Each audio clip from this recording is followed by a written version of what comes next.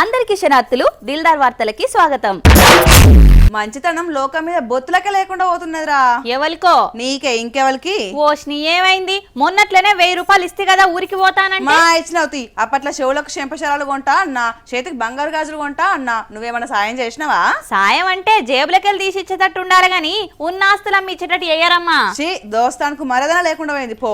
అంటే ఇప్పుడు నేను ఆస్తులమ్మి నీకు బంగారు గాజులు కొనేతందుకు, చెంపశరాలు కొనేతందుకు పైసలు ఇవ్వాలని అంటావు. అడిగినప్పుడు ఇవ్వాలి గాని ఇప్పుడు ఇస్తే ఏం చేసుకోను? నీకంటే హరీష్ రావు సార్ నయ్యం పట్టు. మరి సార్ని అడగకపోయినావు? అడిగినా అయిపోవు. గీ బుజ్జి సాయం అడిగితే ఇల్లు ఉదబెట్టి మరి సాయం చేసిండు. ఇంత మంచోడు సారు. మంచితనానికి పాయింట్ అంగి వేస్తే అది హరీష్ రావు సారే అని అంటారు కదా. గీ ముచ్చటింటే ఎవ్వలైనా ఆపతున్నదని వస్తే జేబులున్న పైసలు తీసిస్తారు, లేకపోతే బంగారం పెట్టిస్తారు. కానీ గీ బుజ్జి కోసం ఏకంగా హరీష్ రావు సారు ఆయన ఇల్లు బ్యాంకులో తాకట్టు పెట్టి 20 లక్షల రూపాయల సాయం చేసిండు.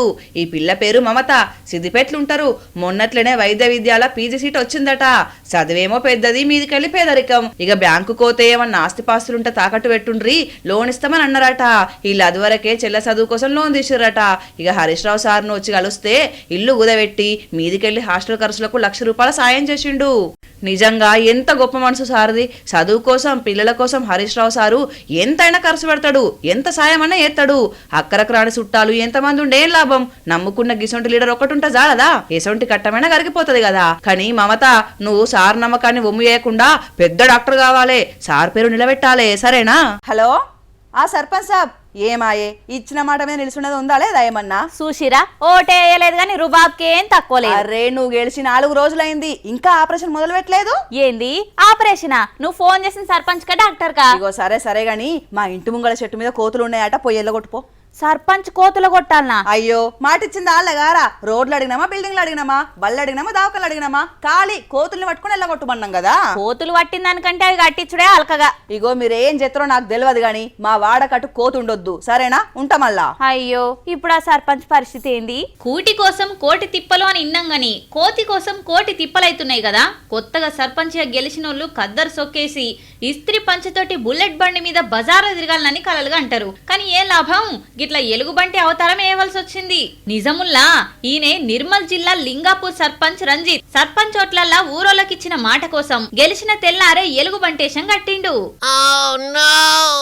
ఇంతకు ముందు సర్పంచ్ కొలువు గ్రామాభివృద్ధికి నిధుల మీద ఆధారపడి ఉండేది. ఇప్పుడు కోతుల మీద ఆధారపడ్డది.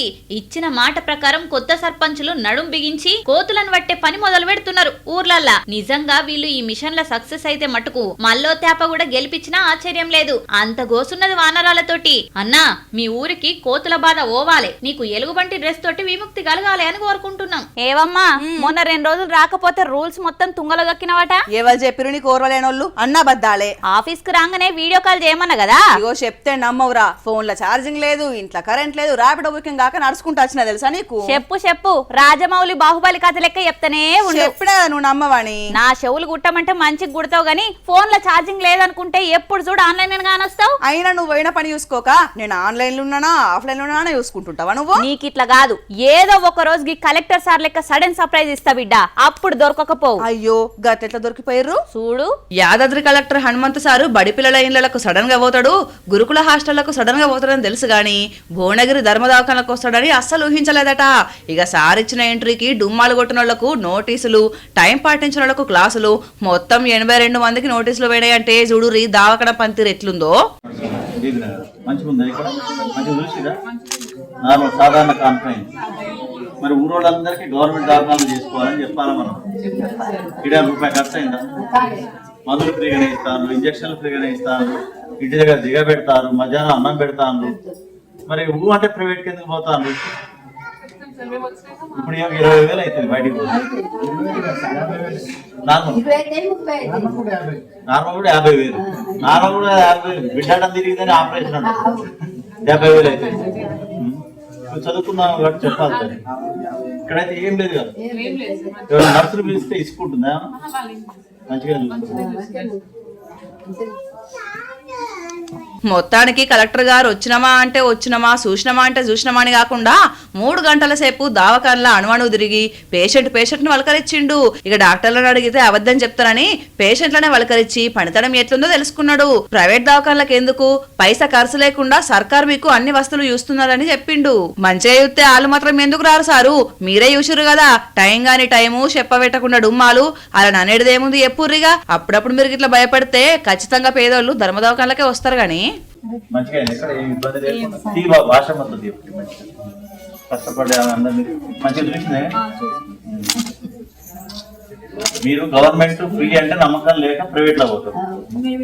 మీరు కాదు మొత్తం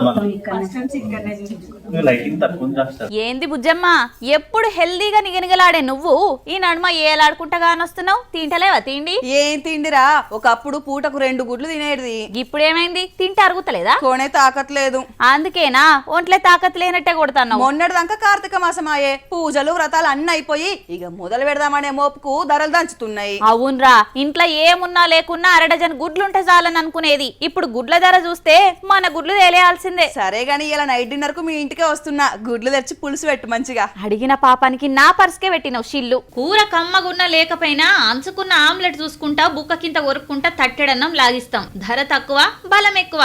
ఆరోగ్యానికి గుడ్డు వెరీ గుడ్డు, కానీ ఇప్పుడు ధరింటేనే వెరీ బ్యాడ్. పెద్దలకైనా పిల్లలకైనా రోజుకో గుడ్డు పెడితే పుష్టిగా తయారైతారని ఏం ఉన్నా లేకున్నా ఇంట్లో గుడ్ల పెట్ట మాత్రం కొనిపెట్టుకుంటారు. చుట్టం వచ్చినా ఏం దినబుద్ధి కాకున్నా గుడ్డు కొట్టుడు, ప్లేట్ల పెట్టుడు. అట్లాంటి గుడ్డు కూడా 8 రూపాయలంటే ఏం కొంటాం ఏం తింటాముల్లా.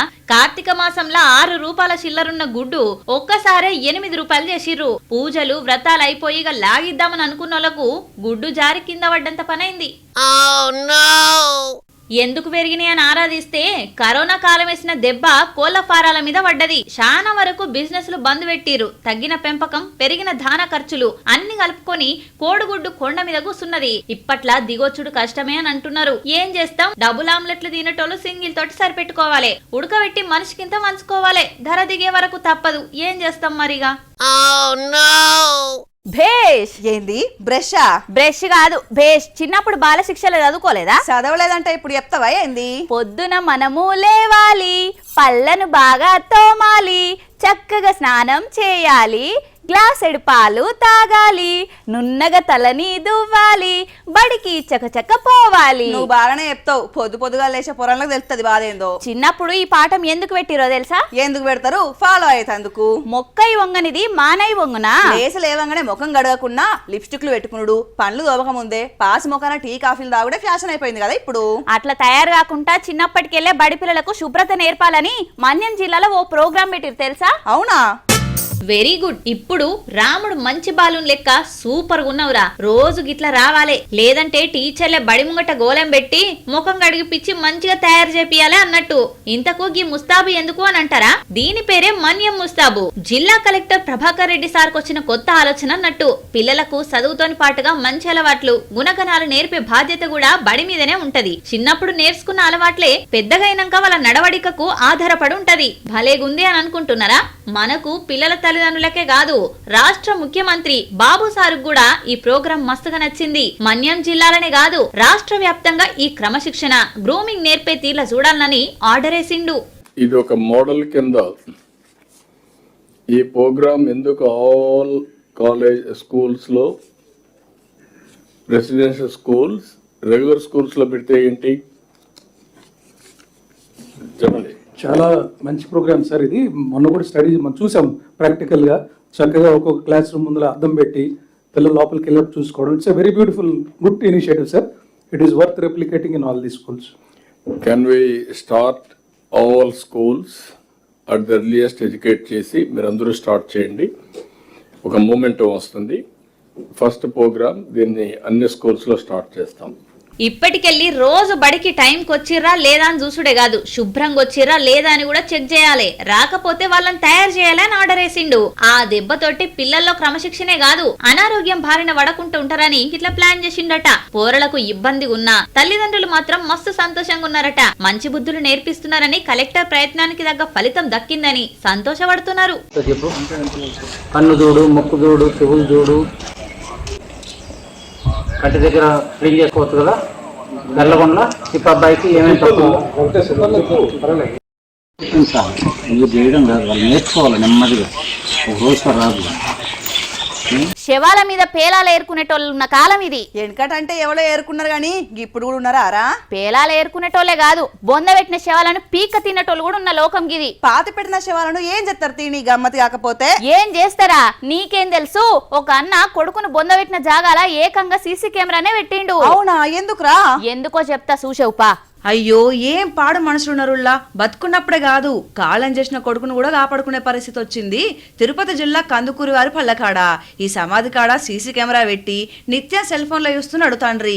ఎందుకనంటే శ్మశానంలో చిన్నపిల్లల శవాలను దవ్వి క్షుద్ర పూజలకు వాడుతున్నారట. మొన్నటి దాకా రోజుకి 2 మనుషుల్ని కావలి పెట్టిండట.